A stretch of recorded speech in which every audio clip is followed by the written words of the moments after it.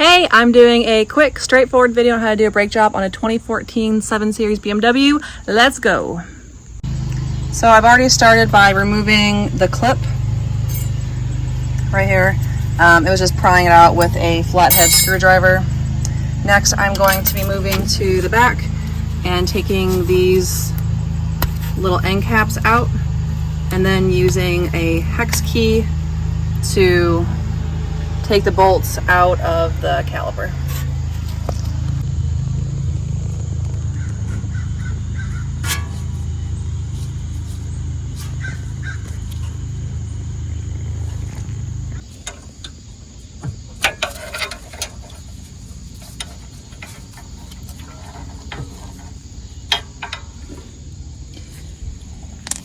All right, so we got both the bolts out of that, and we are just going to slide this off and rest it right here, so that way we're keeping tension off the brake line and not going to cause any issues with that.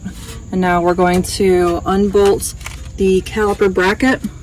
There's going to be 2 bolts on top, and then on bottom I'm going to use some coil to get them loosened up and then come back to that. So I already broke these, and this is actually my favorite part about this job because they're hard to break, but just hard enough so I can still get them, and it's extremely satisfying. Okay, so I got the bolts out, and this is just going to slide off. Brake pad is still in it. I'm going to use some brake clean and clean this up a little bit, and then after that I'm going to take the rotor off. This comes off with just a little hex key right there. So it comes off just like that. And make sure that your parking brake is disengaged. I had a really hard time on the other side. I didn't realize that this car automatically put the parking brake on. But once that's off, and if the parking brake isn't engaged, this should come off. It's not coming off nicely, so I'm gonna check the parking brake, and I'm gonna get a mallet and just kind of hit around here and break up any rust. Took a little persuasion with the hammer, but she loosened up.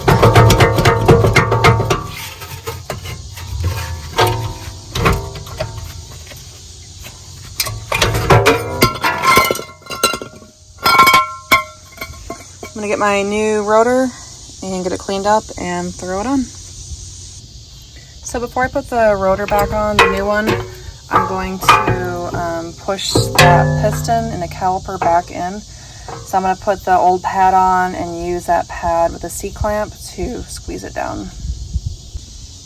So just like that, and then I'm gonna squeeze it in and be done. So I put my new rotor back on and just made sure to line it up with the holes for this little locking nut. And again, that's a 6mm hex key. Okay, time for the new brake pads to go on. The one with this piece in the back is going to stick into here, and then like that. And then you just want to put a little bit of brake grease on the contact points where it'll be metal on metal. So right in there, and then I want to show you how the brake sensor goes on before they're back in there. So you're going to clip it in just like that, so that the part with that little nub on top is going to go into the meaty part of the brake. But I'll wait until it's on so I can thread it through right. Okay, now time for the bracket to go on. It's going to sit in there just like that and tuck behind there. You get the idea. Tuck behind there and get bolted in. It's a good idea to use some thread lock on these bolts just to make sure the rattling won't vibrate them loose. Okay, so I have the brake pad on the caliper, and I put the front brake pad there. You can see I put a little bit of grease on those metal contact points, and this is just going to slide over that. If it won't slide on, it might be because you didn't push that piston back like I did earlier with the C-clamp. And now I'm going to take these guys and put them back in. I believe it's a 7mm hex key. Mine aren't marked, so I'm sorry, I can't tell you. So the brake sensor is going to be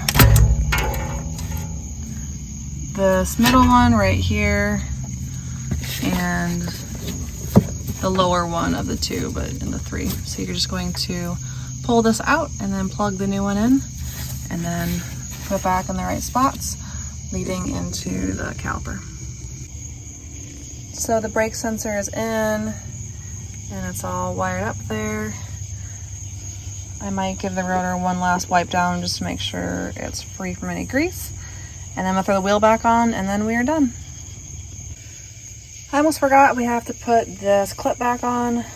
I wish I had some advice for doing it. Oh my gosh, it just went on. Just kidding. It's just like that, I guess. And lastly, I'm going to torque the lugs to 105 foot-pounds.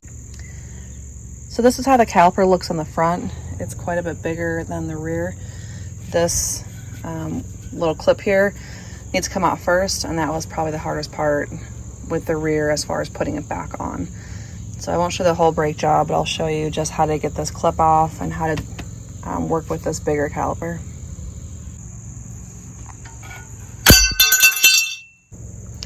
So I'm going to take this off the same way I did the other one with the two hexes in the back here. There's little caps on top and bottom. What's weird about this is it's a 9mm hex, which is a really weird size. Like I had a 8 and a 10, but no 9, so I'd make a special trip for it. So just be warned, it's kind of an odd size. Sometimes these bolts can be hard to pull out because the little boot keeps you from really getting a grip on them. So I just took a flathead screwdriver and kind of grabbed the threads there and then pushed it out. So now I've got enough that I can pull it all the way out.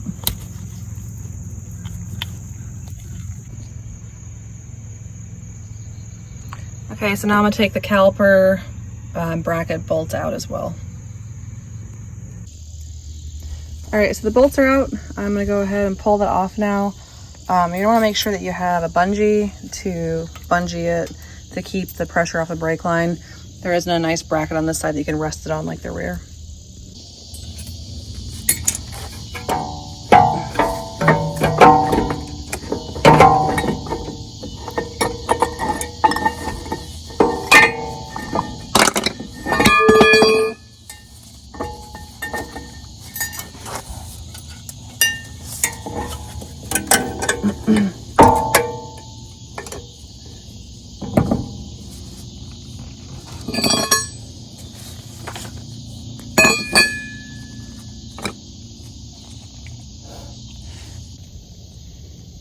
So I've got my caliper bracket back on and I have the brake pad there. I'm gonna put the front one right here and then just take this whole piece and put the caliper back on. So lastly, I'm gonna throw these bolts back in that caliper and then we are going to be basically done. Okay, so it's basically done. I just gotta put this clip back on. This clip is a noise reduction. It's really a pain to put on because these guys need to be tucked under and then this gets slid on. So, well, I guess let's see how this one goes. The other side was really frustrating.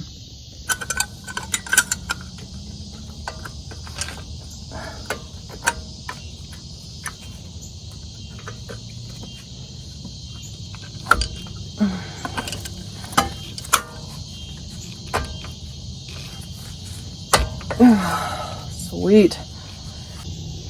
So this side, I think I kind of got the hang of how you're supposed to do it. The little feet right here are really short, and so it's hard to make them fit in there. But I kind of took it and like bent them like this a little bit, and that gave me a little bit more length of the feet, and then helped me kind of sit this in nicely. So lastly, resetting the sensors, the bottom left corner here. There's the odometer. Go ahead and press and hold that. And then you can just cycle through by pressing once. And then reset possible, so then press and hold. And then let go, press and hold again. So pressing once cycles through, and pressing and holding is basically pressing enter. And we're all done.